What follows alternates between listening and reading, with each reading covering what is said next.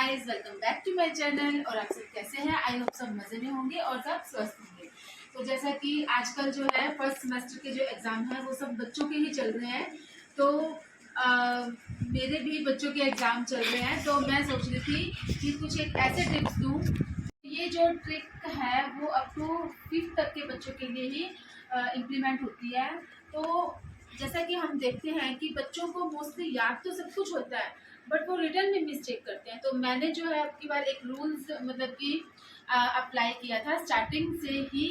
जैसे जैसे इसके सिलेबस होता गया वैसे वैसे मैंने इसकी एक नोटबुक्स जो है वो अलग से लगा रखी थी। तो आप देख सकते हैं ये नोटबुक्स, जैसे कि ये हिंदी की नोटबुक है, ये देखिए। तो इसमें जो ये जो मिस्टेक कर रहा है ना, ये बार बार वही मिस्टेक कर रहा है जो एक बार हो रही है। ठीक है, जैसे ये मधुमक्खियाँ इसने यहाँ पर भी रॉन्ग लिखा, व्यक्ति यहाँ पर भी रॉन्ग लिखा। तो ये ऑलवेज जो है ना हर बार व्यक्ति और यही सब रॉन्ग लिख रहा है। आप देखोगे आप आगे भी, ये देखिए गायिका, बैल, स्त्री। स्त्री की जो इसकी मिस्टेक थी वो बार बार थी है। वो अप टू 5th तक के बच्चों के लिए इम्प्लीमेंट ज़्यादा होता है, क्योंकि बच्चे जो है ना वो मिस्टेक करते हैं, एक ही एक मिस्टेक बार बार रिपीट करते हैं। और बच्चे जो इस उम्र में अगर उन्होंने एक क्वेश्चन लर्न कर लिया ना, तो वो जो है अगर उन्होंने सही लर्न किया है तो वो सही ही उसको बार बार वही सही रिपीट करेंगे।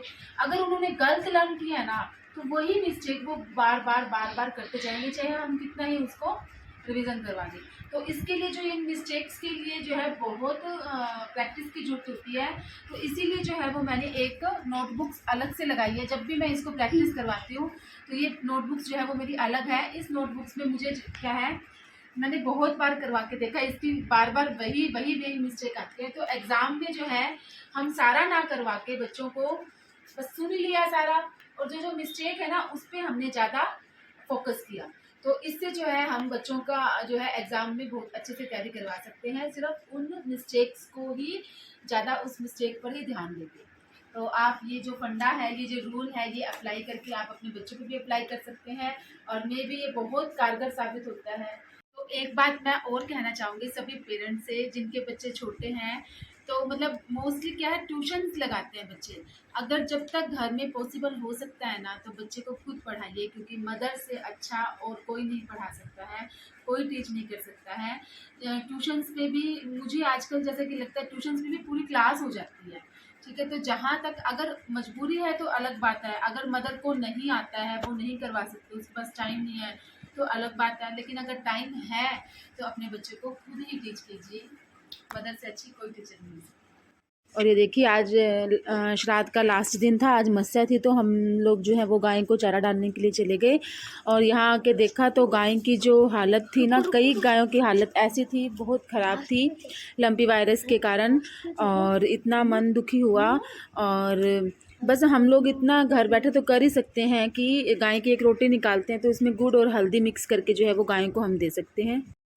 तो इस बीमारी में क्या होता है, गायों के ऊपर ना हल्की हल्की सी फुंसी निकल आती हैं, दाने निकल आते हैं, और उनकी नाक से जो है वो लगातार पानी बहता रहता है। ये इसकी पहचान है। अगर आप भी अपने आसपास इस तरह की गायों को देखें तो अपने नज़दीकी एनिमल्स हॉस्पिटल्स में जो है वो सूचित कीजिए आप भी, ताकि हम अपनी गायों को सेव कर सकें। वैसे तो इसकी कोई प्रॉपर मेडिसिन नहीं आई है, लेकिन फिर भी कुछ घरेलू उपाय जहाँ पे अगर हम मतलब ये केंद्र बने होते हैं वहाँ पर सूचित करके जो है वो हम इनकी रक्षा कर सकते हैं। तो गाइज़, आप सबको ये वीडियो कैसी लगी? आई होप सो सबको अच्छी लगी होगी। तो गाइज़, जो गायों की हालत है वो बहुत बुरी है। तो हम लोग इतना तो कर ही सकते हैं कि गाय की जो एक रोटी निकालते हैं उसमें हल्दी ज़रूर मिक्स कीजिए, ताकि जिन गायों को ये बीमारी नहीं हुई है ना, वो कम से कम सुरक्षित रह सकें।